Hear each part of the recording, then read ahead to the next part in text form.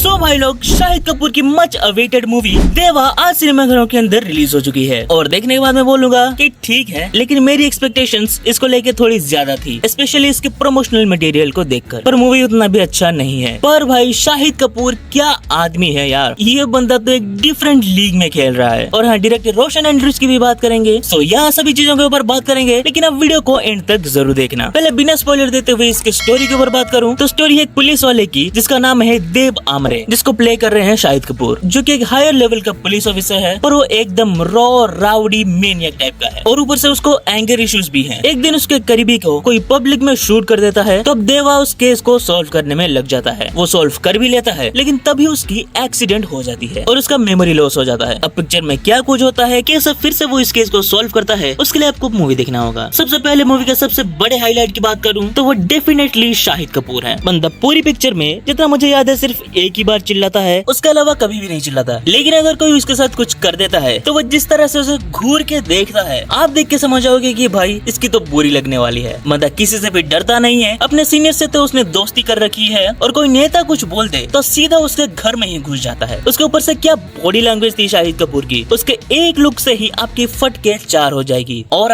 Infinity. अब यहाँ तक तो ठीक है, पर सेकंड हाफ में मेमोरी लॉस वाला कैरेक्टर जो पुल किया है वो भी किसी से कम नहीं है। मतलब एकदम से बंदा बहुत ही मासूम है और उसके अगले ही सेकंड में एकदम खूंखार बन जाता है, एकदम सडन एक्सप्रेशन चेंज। सो वो वाले पार्ट में भी भाई का काम बहुत ही शानदार है। लेकिन इसी चीज की वजह से पिक्चर थोड़ी सफर भी करती है, क्योंकि फर्स्ट हाफ में जहाँ पे पिक्चर स्टोरी विद मासी एलिमेंट दोनों को कैरी करके चलती है, वहीं पर सेकंड हाफ में पिक्चर के टोन में सीधा 180 डिग्री का शिफ्ट देखने को मिलता है, क्योंकि सेकंड हाफ में pure and pure investigation part चलता है। यहाँ पे मुझे डायरेक्टर रोशन एंड्रूज थोड़े कंफ्यूज दिखे, वो इसमें मास और क्लास के बीच फंस गए। जैसे कि मैंने बोला, फर्स्ट हाफ में मास और क्लास का बढ़िया बैलेंस है, पर सेकंड हाफ में पूरा इन्वेस्टिगेशन पार्ट दिखाया जाता है, जहाँ पे मास और क्लास का बैलेंस हमें देखने को नहीं मिलता। लेकिन ऐसा भी नहीं है कि इन्वेस्टिगेशन वाला पार्ट बहुत ही बोरिंग है, नहीं, आप उसमें हुक्ड रहते हो और चीजों के बारे में बहुत ही डिटेल्ड वे में उसकी टेक्निकलिटीज के ऊपर भी बात करी जाती है। लेकिन क्लाइमैक्स में जब वो बड़ा रिवील होता है तो वो इम्पैक्ट जो आपको फील होना चाहिए था, वो इम्पैक्ट आपको फील नहीं होता, क्योंकि थोड़ी बहुत पिक्चर तो हमने भी देखी है, इसलिए किलर कौन है वो आप पहले से ही गेस कर लेते हो, और इस वजह से वो जब रिवील होता है तो पिक्चर हाई नोट को टच नहीं कर पाती। एंड सिर्फ इसीलिए ही उन्होंने लास्ट में एक छोटा सा जेल वाला फाइट सीक्वेंस डाला है, अगेन मास एंड क्लास को बैलेंस करने के लिए, ताकि एक हाई नोट पर एंडिंग हो। खैर चलो बाकी चीजों के ऊपर बात करें तो पिक्चर की शुरुआत में जो गाना बजता है भसट मचा, वो वाला बैंगर है। थिएटर में जब बजता है, मुझे डांस नहीं आती है, पर मेरा भी डांस करने का मन हुआ। बीजीएम जिन्होंने दिया है उनका काम भी बढ़िया है, बाकी कास्ट के परफॉर्मेंस भी बढ़िया है। हाँ, लेकिन आप सिर्फ अगर पूजा हेगड़े को देखने को जा रही हैं तो ना, उनकी मूवी में बहुत ही कम सीन्स हैं, गिन चुन के 3-4 ही सीन्स होंगे, और स्टोरी में उनकी कुछ ज्यादा जरूरत भी नहीं है। ओवरऑल देवा ये मूवी अगर तुम देखना चाहते हो तो जरूर देखो, एटलीस्ट शाहिद कपूर के लिए तो एक बार देख ही सकते हो। लेकिन अगर तुम सिर्फ टीजर ट्रेलर को देख के जा रहे हो तो ज्यादा कुछ एक्सपेक्ट करके मत जाना, अपने एक्सपेक्टेशन को थोड़ा कम करके जाना, पिक्चर तुम्हें मजे दिलाएगी। बाकी थोड़ा लाइक शेयर एंड सब्सक्राइब कर दो। मैं आपको मिलूंगा किसी और नए वीडियो में किसी और नए टॉपिक के साथ, तब तक के लिए